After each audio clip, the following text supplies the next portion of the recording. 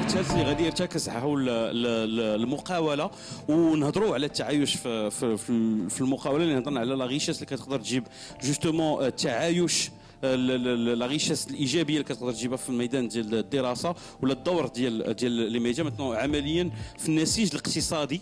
On va parler في النسيج الاقتصادي donc dans l'économie en elle-même. Créateurs de richesses et d'opportunités sont ceux qui entreprennent. Et aujourd'hui peut-être avoir votre idée, votre vision des choses, en tout cas en relation avec l'entrepreneuriat. Est-ce que quelqu'un veut entreprendre pour prendre la parole par contre en premier, comme ça je ne choisis pas. Et vas-y, Ekbidi, si tu peux, dis-moi si j'écorche ton nom par contre. Vas-y, Ekbidi. Ekbidi, parfait. Merci déjà et merci pour l'honneur et l'invitation merci pour l'invitation d'être. Le stress, hein. Non, c'est normal. Je rigolais. C'est souvent bon signe. Je vous remercie, bien sûr. Alors, je suis Ekbidi justement et tech entrepreneur. Et parlant de diversité et de vivre ensemble, je pense que l'entrepreneuriat qui est issu du vivre ensemble peut justement ouvrir un espace d'échange, de réflexivité, permettant justement l'innovation et du coup un progrès et un changement au niveau de la société, tant sur le plan social qu'économique. Alors, on ne peut pas entreprendre sans avoir la notion ou alors sans avoir l'envie de vivre ensemble. Je pense que c'est important, ou bien de diversité.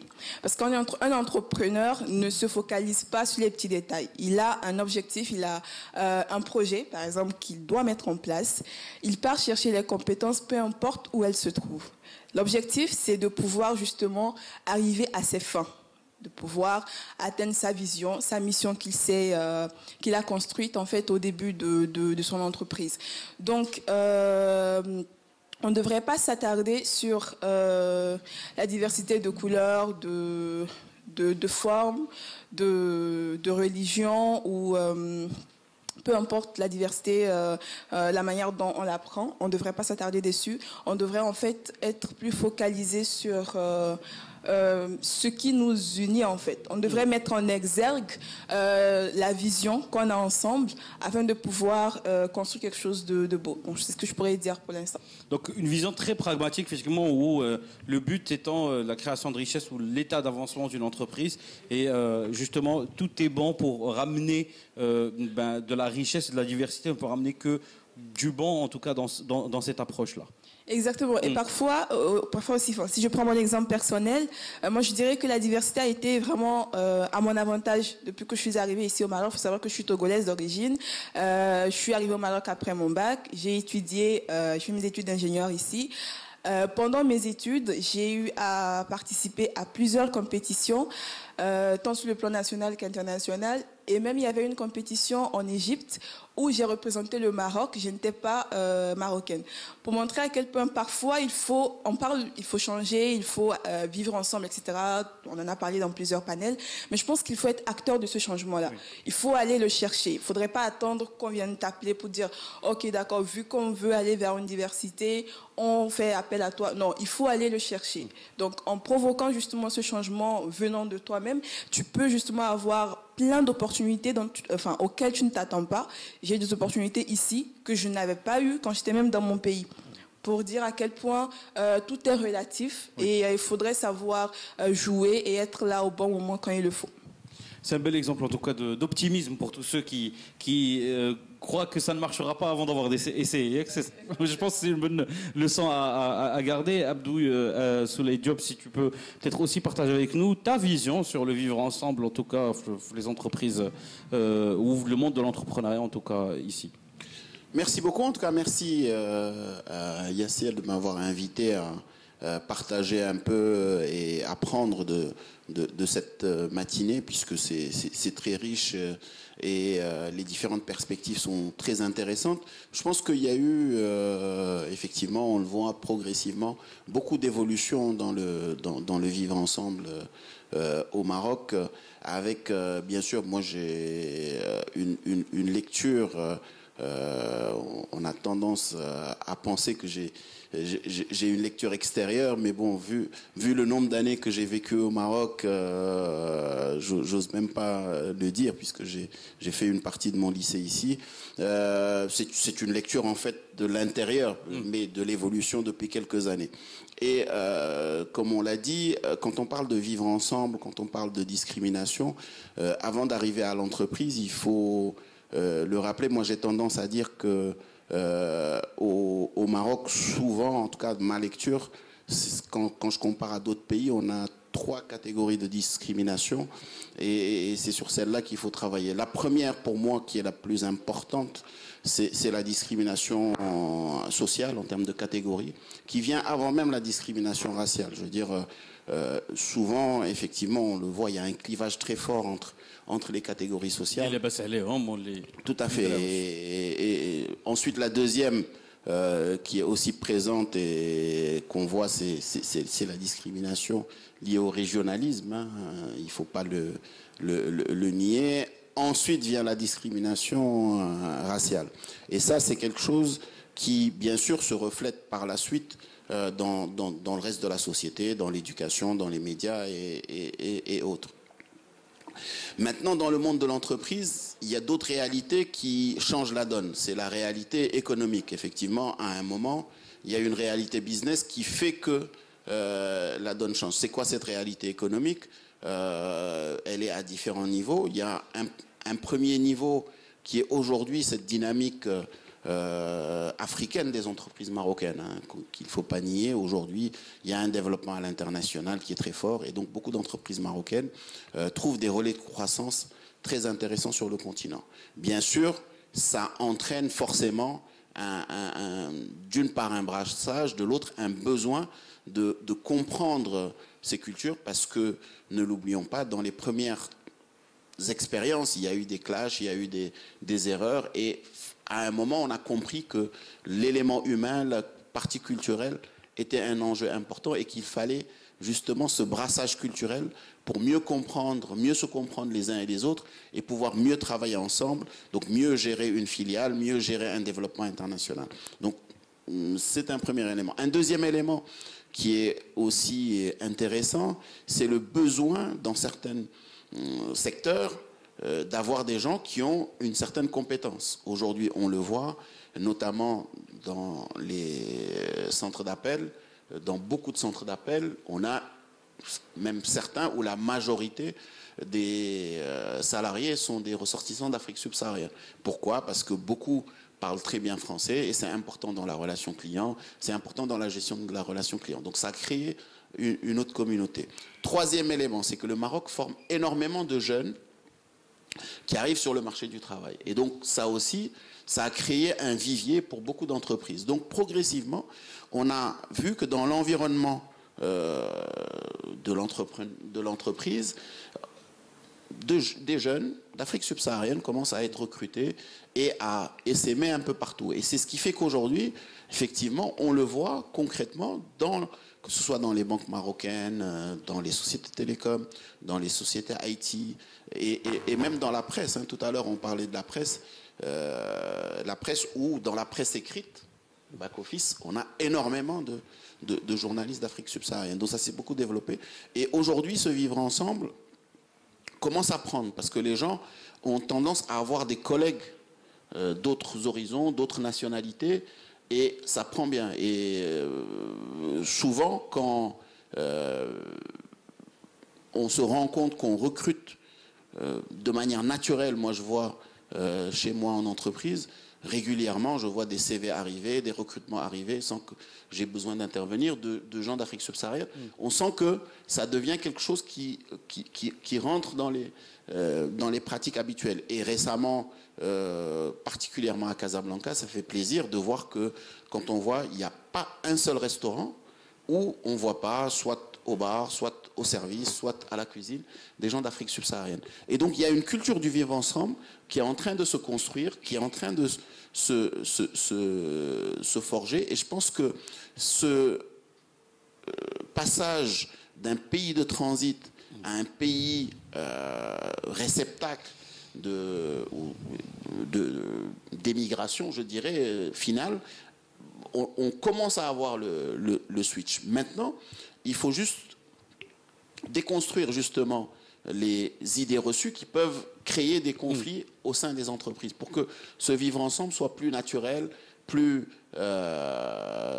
soit un réflexe pour tout le monde et ne soit pas quelque chose qui est imposé ou qui est subi. Donc, mais qui vient d'une manière naturelle ou tabiria. Voilà un peu en termes de retour d'expérience aujourd'hui sur le vivre ensemble en entreprise. Il y a l'aspect Asma, peut-être que toi tu vas pouvoir aussi nous en parler, c'est la prise de conscience des شركات المغربية من l'aspect اجتماعي, c'est-à-dire que d'abord il y a des départements carrément qui sont spécialisés في الدور ديال الشركات مثلا في دورهم الاجتماعي والامباكت اللي تاخذوه على المجتمع. Absolument. Je te remercie, Youssef. En tout cas, moi aujourd'hui, je suis en instance de thèse sur un sujet de la responsabilité sociale et environnementale de l'entreprise. Et sur l'aspect social, on traite énormément des chartes éthiques, des codes que les entreprises doivent avoir pour éviter justement toutes les questions discriminatoires, pour faire en sorte que les droits de tout à chacun soient, on va dire, respectés au sein de l'entreprise. Mais avant de rebondir sur le sujet, j'aimerais juste revenir sur l'intervention de Sissalah, qui, je pense, a parfaitement raison quand il dit qu'aujourd'hui, on est en train de régler des maux dans notre société qui sont à la base un défaut de construction, en quelque sorte. Je rejoins cette vision pour rajouter aussi que aujourd'hui, à travers cet échange, je pense que peut-être aucun des intervenants présents n'est expert dans le sujet lui-même où il a fait des recherches.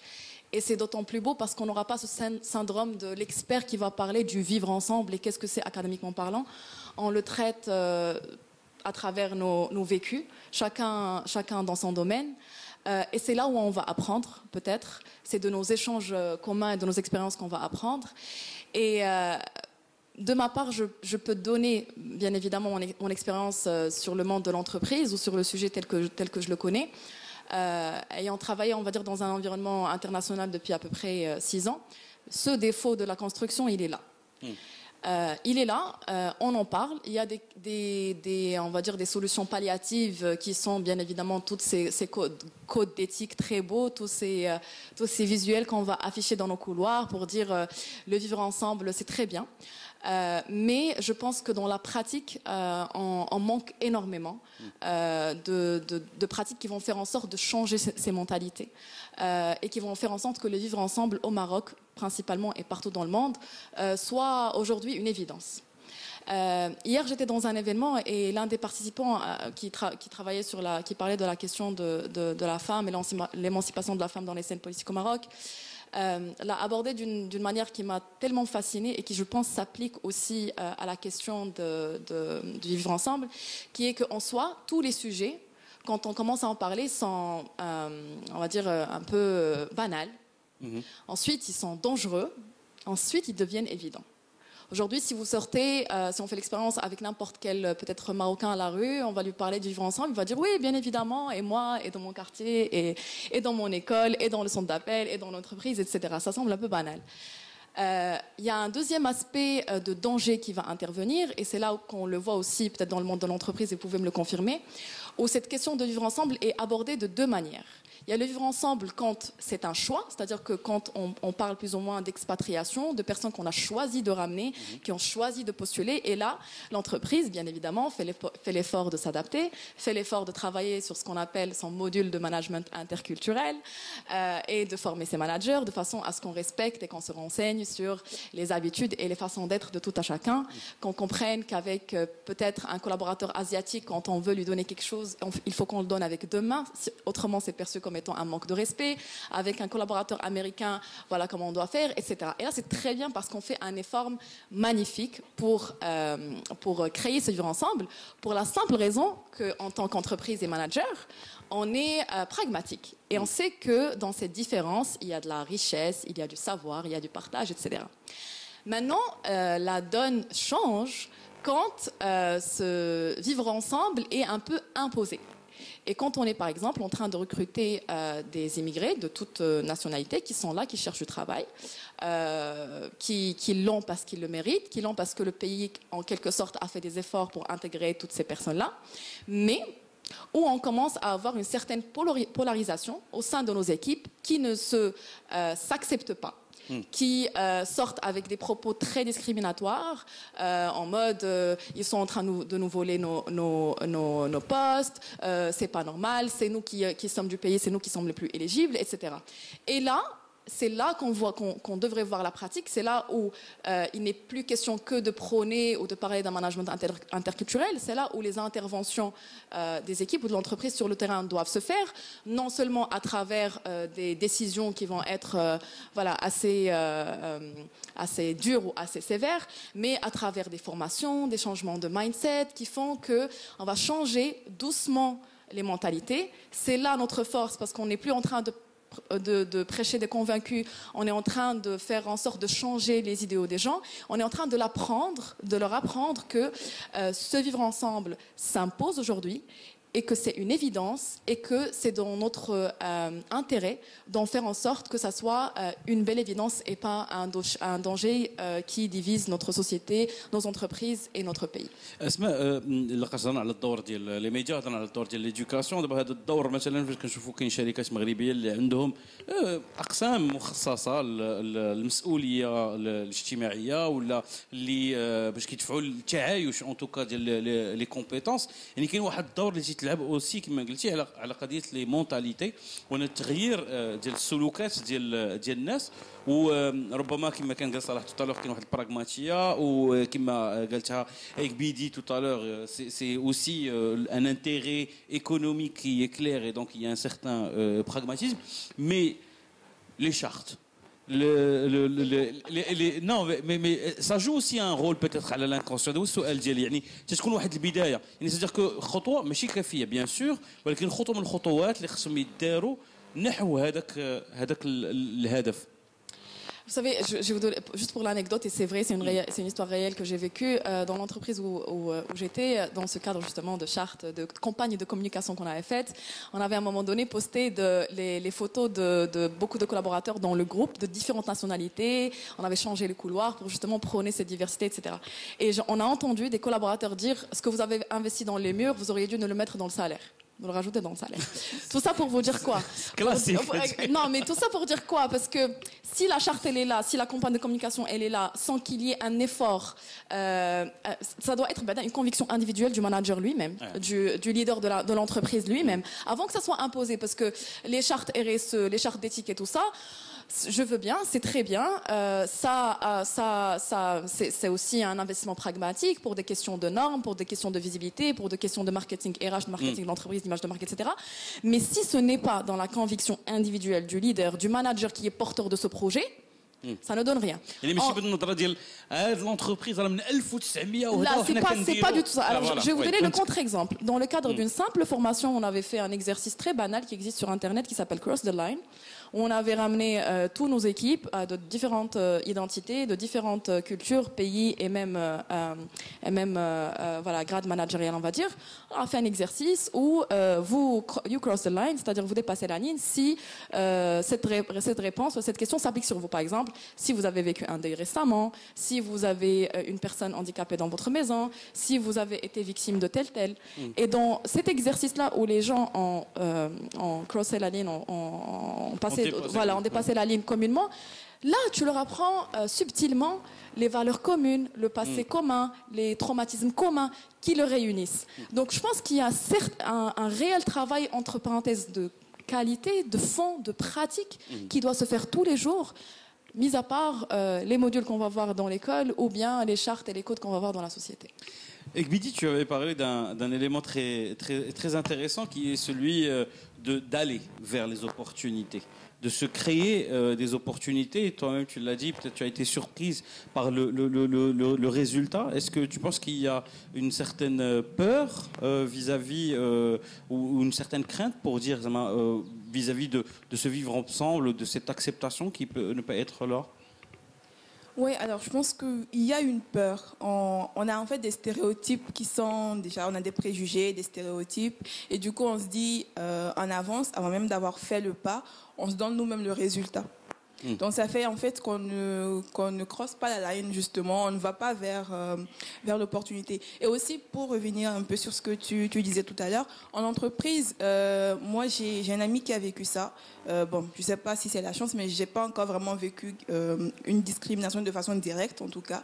C'est un Congolais qu'on a recruté et son manager a eu à lui dire tu devras faire 2 fois plus d'efforts que les autres si tu veux arriver pour que tu t'en sortes, tu devras faire 2 fois plus d'efforts que les autres. C'est quelque chose qui arrive et il lui a pas dit ça de façon méchante, mais il lui a juste dit une vérité et à laquelle il a été confronté justement au cours de son exercice.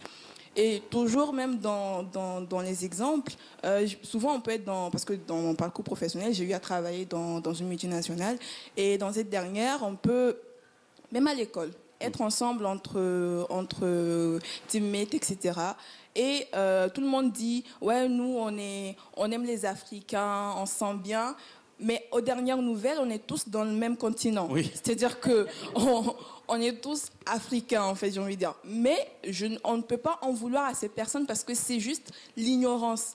Il faudrait, en fait, s'éduquer soi-même pour pouvoir prendre conscience que qui est-ce que tu es qui en fait toi-même avant de pouvoir apprendre à connaître l'autre et apprendre à vivre avec l'autre. Et donc au sein de l'équipe, on est tous ensemble. Tu comprends pas le Darija, tout le monde parle en Darija et on dit on t'intègre. Bah, comment tu t'intègres comme ça? Tu peux pas dire que toi, contre 5 personnes, tu vas leur demander de parler en français, mais tu vas peut-être essayer, toi, de comprendre qu'est-ce qu'ils disent. À chaque fois, les arrêter. Il faudrait pas avoir peur de prendre ce que tu veux. Les arrêter pour dire, j'ai pas compris, est-ce que vous pouvez répéter? Ils seront obligés à un moment donné de switcher en français, puisqu'ils comprennent aussi le français. Donc, on doit briser en fait les barrières. Les barrières, on doit les briser pour pouvoir justement aller vers un monde. Pour vivre meilleur. ensemble, il faut aller vers l'autre aussi, comme tu dis. Il faut aller vers l'autre. Effectivement, l'action.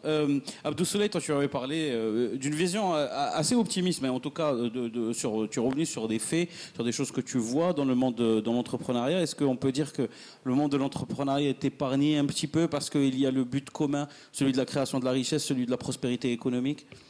C'est pas qu'il est épargné, mais en tout cas le pragmatisme prend souvent le dessus et on le voit un peu partout. Même ceux qui voyagent l'ont vu quand la RAM a recruté du personnel navigant des pays d'Afrique subsaharienne, c'était parce que il y avait des lignes de l'Afrique subsaharienne qui rapportaient beaucoup et donc c'était bien de pouvoir les accompagner dans cela. Mais donc forcément il y a plus de volonté à aller vers ceux qui créent de la valeur économique et ça crée de la valeur économique. Maintenant, on parle beaucoup de la déconstruction des valeurs passées, etc. Mais souvent, on a tendance à aussi négliger un aspect qui est très important, c'est se aller vers l'autre, qui est pour moi aussi essentiel parce que souvent on le voit dans beaucoup d'entreprises et notamment lorsque par exemple on a beaucoup de ressortissants d'Afrique subsaharienne, quelquefois ils vivent en vase clos et eux-mêmes ne vont pas vers les autres, donc ce vivre ensemble il n'est pas dans un sens et c'est extrêmement important aussi que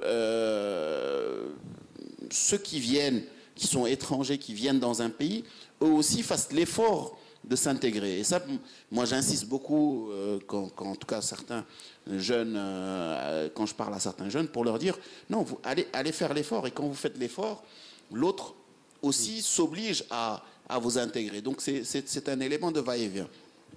Et l'autre élément qui est essentiel dans le vivre ensemble, c'est que quelquefois, effectivement, dans l'entreprise, ça peut se passer bien, mais tout l'environnement extérieur peut être nuisible pour le vivre ensemble en entreprise.